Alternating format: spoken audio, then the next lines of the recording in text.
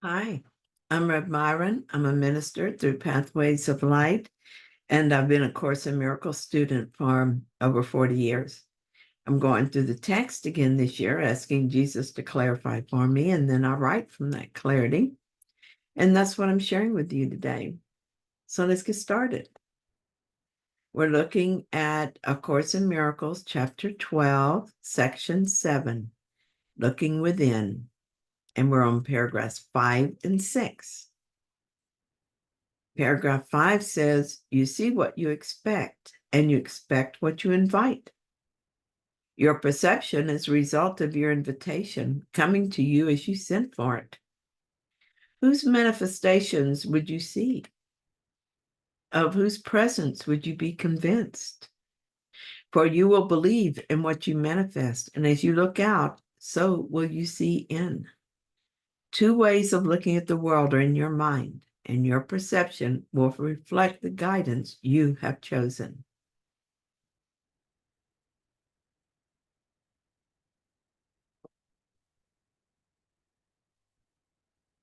Jesus says, I will manifest what I want, and I will believe in what I manifest. It is another way of saying that I will look within and project what I see there onto the world. Then I will look at the world and say, see, I knew it was true. This is why I never look at my manifestation and pray for a different one. I look at my manifestation to see what is in my mind and then ask that my mind be healed. In that way, I heal the source of the problem. Another way to say this is that I use the world to show me if I'm thinking with ego or thinking with the Holy Spirit. This is why we can change the world as we change our thoughts. And in fact, we must. The world is a reflection of our thoughts. This would seem impossible, but it's actually very simple and even easy when we become convinced that we want to see a forgiven world rather than a vengeful one.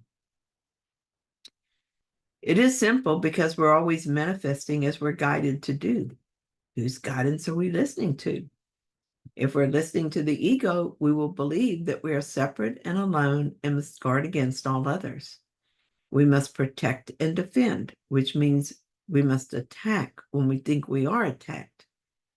Or better yet, we must go on the offensive and attack first. Have you ever had an imaginary conversation in your mind with someone you think might attack you? And in the conversation, you get the upper hand? Nothing has happened. You've not been attacked and maybe never will be. But hey, you have already won the battle, and your ego says that's the way to go. If it keeps you in anxiety, the ego says that's good. You need to be on the defensive. The Holy Spirit provides guidance that is completely different.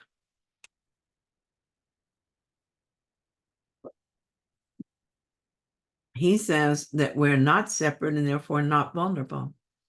He says we're holy in God and part of God and cannot be hurt. And he guides us to surrender to this reality, and we will experience only love and gladness. He says it's safe to disarm. And in fact, he says that it is in our defenselessness, that our safety lies, because it is this constant defense that is scaring us. So when I have these imaginary conversations now, I turn from them and ask the Holy Spirit to remove these fear-based thoughts from my mind. If this imagined attack occurs and there's something to say, I'll be told what that is. From this place of certainty, I will feel safe, and the attack will not frighten me. I will see the call for love and will gladly answer it. Why wouldn't I? So paragraph 6 tells us, I am the manifestation of the Holy Spirit, and when you see me, it will be because you have invited him. For he will send you his witnesses if you will but look upon them. Remember always that you see what you seek, for what you seek you will find. The ego finds what it seeks, and only that. It does not find love, for that is not what it is seeking.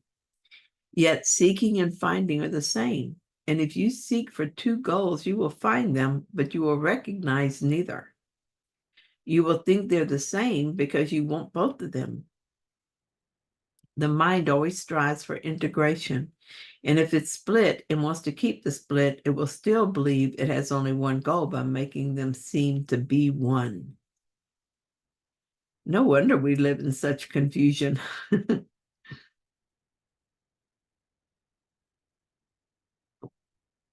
This paragraph makes me think of the ever-elusive love. Through our real mind, we seek love. Through our ego mind, we do not want love. So we seek and do not find. Of course, what else could happen? We seek love and find neediness. We tell ourselves that we are seeking love, and so neediness must be love. Our love songs sing praises to it. I need you so much. I can't live without you. Not really songs of love, but songs of ego. Only our minds can't tell the difference because we have tried to integrate opposite goals. When we're ready for the truth, we begin the search for love, and the only place we will find it, we look within. We are the love we seek. And until we recognize this, we will fail to find love. Once we realize that love has found us and there is no other place to look, we will see love everywhere. We will be in love with everyone in all things. There will be no place where love is not. This is true because our minds are no longer split. We have one goal, and so we seek one thing.